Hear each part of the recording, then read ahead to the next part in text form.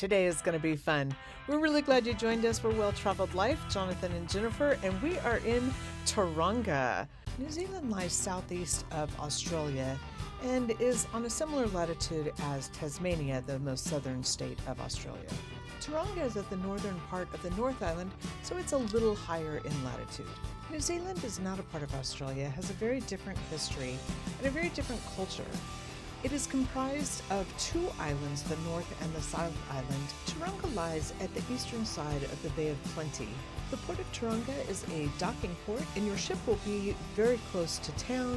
Beaches, cafes, restaurants, and shops are all within easy walking distance. You will dock with a beautiful view of Mount Maunganui. Taronga is a port with so much to do that's easily accessible. You can get out to Rotorua, you can do waterfalls, there's whitewater rafting, beaches, hot springs, geysers, and sulfur pools, Hobbiton, and authentic Maori villages. Booking your own car or hiring a driver is a great way to see it as much as you can in a single day. You can book all of these, including cars, right at the tourist information area at the port. Just remember, this is Kiwi rules driving. To see our adventures from when we rented a car and went to field, watch our video, Adventures Around Taronga. If you're just planning to explore on your own, when you get off the ship, walk inland a couple of blocks and you'll be in the hub of the town of Mount Maunganui. There is a beach right as you get off the ship, but also across the isthmus is a large peninsula of beautiful beach. We hit the roads around Mount Maunganui and Taronga City by bike. Nope, not that kind of bike. Yeah, this kind. We booked our tours with V8 trikes. It's called the trike because of its 3 wheels, and it has the capacity for 4 passengers along with a 5th driver. But don't be fooled by the name. This thing's a real motorcycle. It's powered by a Chevy 427 V8 engine, and it can go. Driving with Bruni was an adventure, but his expertise made us feel safe. You're going to find him to be a wealth of knowledge because this is home for him. Lovely place to call home. I'm born and bred here. Well, my parents had a dairy farm just up Pies Par, so I've lived here all my life. I always have a lovely time. Life is great. In May each year, we have a thing called the Everest Challenge. To take part in the Everest Challenge, you have to climb Mount Maunganui 36 times, and that's the equivalent height of Mount Everest. But they do give you a month of May if you want to, but some people do it in 2 or 3 days. Where the trees are, that's Matakana Island. Matakana Island creates 2 entrances into the Taronga Harbor, which means that water comes in both ways. Most of the island is used for agriculture, including kiwis, orchards, dairy farms, and forestry. It takes from planting those trees to harvest 24 years. It can increase by as much as 30,000 people. Mount Maunganui particularly is one of the premier summer holiday destinations in Kiwis. We do get tourists all year, but this is definitely the peak from Christmas Day till Easter, really. Throughout the Bay of Plenty area, there's quite a bit of geothermal activity, and you can drill anywhere between 800 and 1,100 feet and release hot water. The Mount Hot Pools were developed in the 1970s, and when they drilled those holes, they found something a little bit unique. They didn't only get geothermally heated water at 42 degrees, which is about what we get, but it was also full of minerals, and it was salt water, so it was salt, mineral, hot water. But the salt and the minerals in the water were really hard on pool surfaces and pool equipment, and so 20 years later they had to redevelop the entire structure, and now you've got salt water from the ocean electrically heated. There's 2 lovely hot pools, 2 or 3 smaller pools, there's private pools, spa area, so it's a really cool little facility. In the 1970s, as Mount Maunganui was trying to develop Surfers Paradise and the town, there were concerns that there were shadows from the buildings infringing on the beach area. So as you get further from the mountain, the buildings get smaller. The tall buildings, and they get shorter. They're only 8 metres high, or 3-storey. Yeah, so there's no artificial shadow. So this lovely white sandy beach, that continues uninterrupted for well over 30 kilometres. Because of its prime location, moderate climate, and everything else good going for it, this is a magnet for celebrities, holiday homes, and really high property values. Our property values here are through the roof. Over the last 2 years, a percentage increase in property values has been unprecedented. In the last 12 months, they've dropped back between 10 and 15%. So they are coming back. It's a correction that's definitely required. That island you see out there is called Motiti Island. It's a really cool little place. Pre-European times, it had 2 Maori tribes living out there, which is very, very unique because historically they'd be fighting each other. Yeah. But they cohabitated out there for hundreds of years, happily just carried on with life. In the early 1960s, they wanted to borrow money from the bank to do some more development there. At that stage, all it was beef and sheep farm, and it's serviced by a barge. But the bank won't lend money on multiple owned land because there's no one person that can talk about defaulting.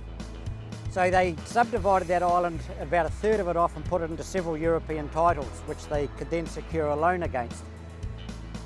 Subsequently, some of those titles have been sold, and there are about 32 families live out there now, and their main source of income is horticulture these days, avocados and kiwi fruit. They do really, really well out of that because their fruit ripen a full month ahead of the fruit on the mainland, just because of their little microclimate.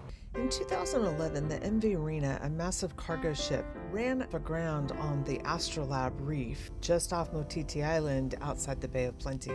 At full power, it lodged about a third of the ship up on the reef. A huge storm came in and ended up breaking the back of the ship. Cargo containers fell overboard, some of them burst open, and their contents were washed ashore. So we had rotting food, and their bunker oil seeped out to the beaches surrounding the area. So all of our lovely white beach, the seagulls and the penguins, it's covered in oil. But the other thing that was really bad is the plastic pellets and that they use for injection moulding. So, you know, when the raw material goes in, it's a little plastic ball. They were everywhere. The whole beach was just a mess. The ferocity of the storm kept rescue vessels away, which just prolonged the cleanup.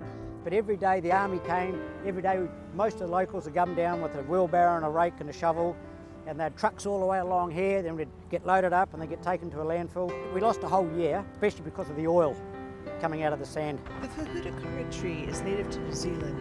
It is especially noticeable at Christmas time. That's when it dawns its red flowers. If they flower before December, it indicates that we're in for a long hot summer. This year they started flowering in early October, so we're in for a good one. Taronga is home to the oldest Foothills tree in New Zealand. In 1988, a cyclone ripped through Taronga and actually demolished some of the center limbs, and they had to be removed. When they did that, they were able to date the tree and found that it was over 500 years old. So that was around 200 years old when Captain Cook found New Zealand. All of New Zealand is prone to earthquakes, and Taronga is not any different. Most of them you don't feel, they're too small.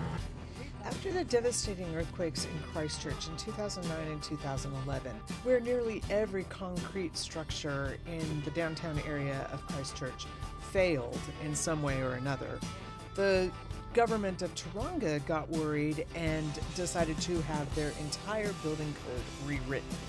Building owners were then required to bring their buildings up to code. Many of them were unable to do so, so buildings had to be taken down, again at owners' expense, and there was little compensation or incentive from the government for building owners.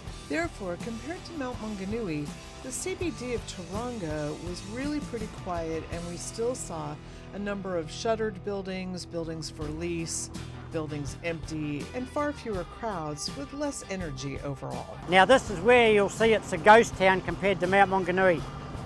So you start seeing, you know, vacant buildings all the way down. Now these all had to be pulled down through here. That's already been pulled down and rebuilt. Right here where this vacant lot is, that was an 8-storey Westpac Bank building, and a private family trust owned that, and the whole thing had to be pulled down, so they probably had a $30–40 million loss there. All they've ended up with is the bare land. So this is the Strand, pretty much all restaurants along here. This is one of only 2 historic buildings left standing. Everything else had to be demolished. Every time I drive along here I chuckle to myself because this is all retirement villages all the way along, and then just up here on the left is a nudist beach. It should be renamed to a dirty old man's beach. On our 2-hour tour, we got up into the foothills and got to take the freeway. Hold on, here we go. This is the part of the journey where you get rid of your dandruff and you get exfoliated. Oh, and you may get protein if you're smiling. It's better than Botox. We took some really great back roads up into the foothills.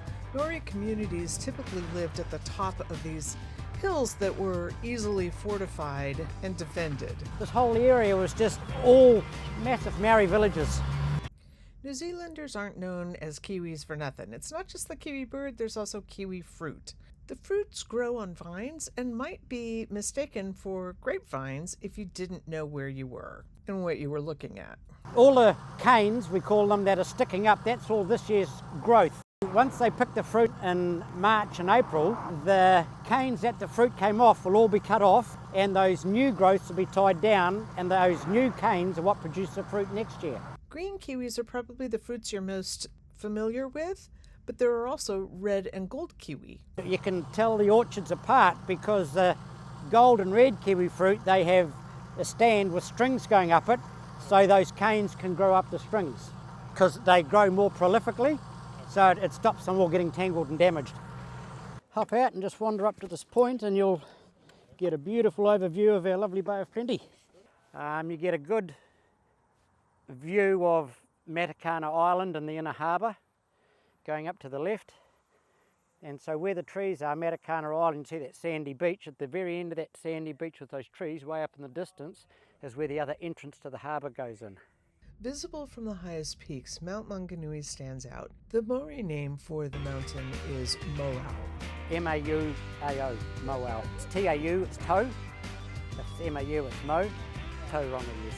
Although they used to be two separate towns, Mount Maunganui is actually a part of the greater city of Taronga. Like many cities, the cruise port is located in Mount Maunganui, and the cargo port is in Taronga. So you really do have a separation of the areas, and you'll find that the cruise port berth is well situated, easily accessible, and really attractive. This is the largest import-export port in all of New Zealand. At any one time on the port, we would have over 1 million tonne of logs, and they would be rotating every 3 weeks. So Mare Island out there, that's also a volcano. It's got a big volcanic crater lake in the middle of it. Because of its volcanic rock composition, Mare Island is ripe with obsidian, which is a glass-like rock. It was prized by the Maoris because it was an immediately accessible tool and weapon. And there was therefore a great deal of warfare for control of the island. We stopped for a break in the view at Summerhill Recreation Trails.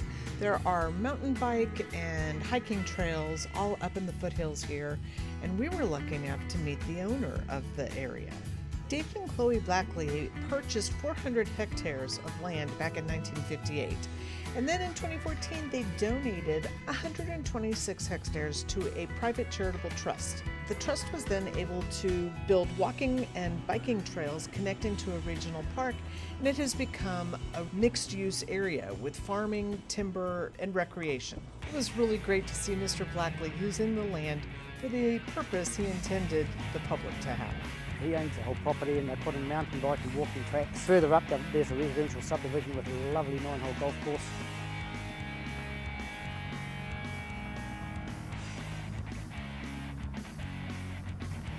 Along our drive, we found out so much about New Zealand, its land, and its bounty. New Zealand is famous for 3 types of honey. There's clover honey, there's a blend of honey, and then there's Manuka or Kanuka honey. Manuka honey is a really, really valuable one that gets sold all over the world. The Coromandel Peninsula is really all that separates the Bay of Plenty from Auckland. Traveling by boat, you'll have to go up and around the peninsula, but if you're traveling by car, it's really just a 2.5-hour drive. Almost all the way up this side of the Coromandel Peninsula, beach is similar to this, but not as big.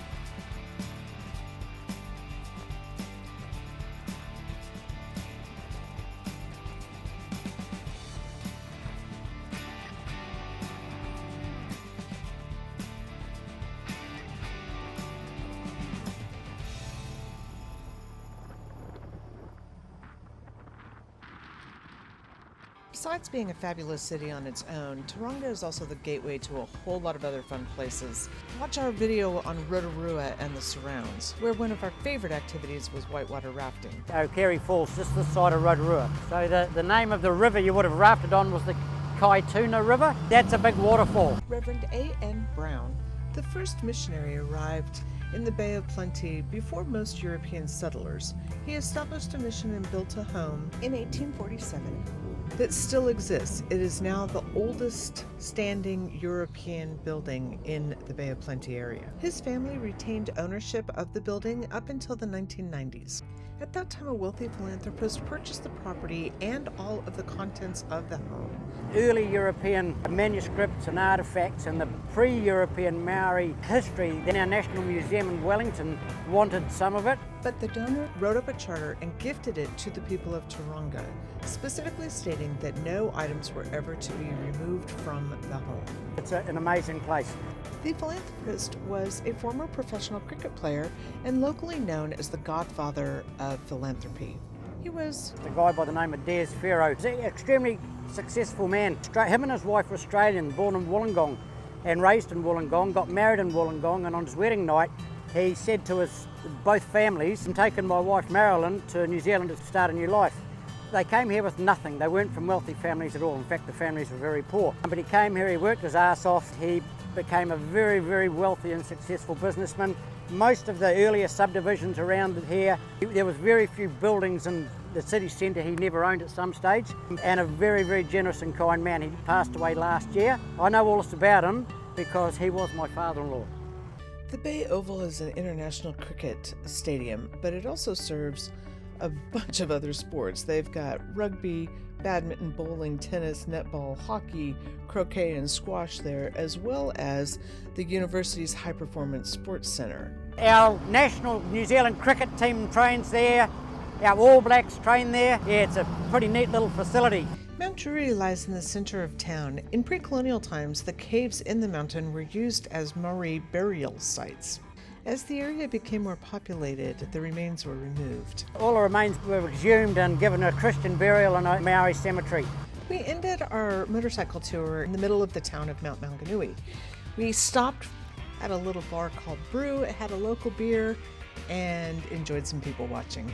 From there, we could easily walk back to the port. There's a roundabout here. You get to the next roundabout and turn right. So it's 1.5 blocks and then 1 block. So how was that? Taronga is an awesome city, but there's more adventure on the North Island. Check out our video on Auckland as well.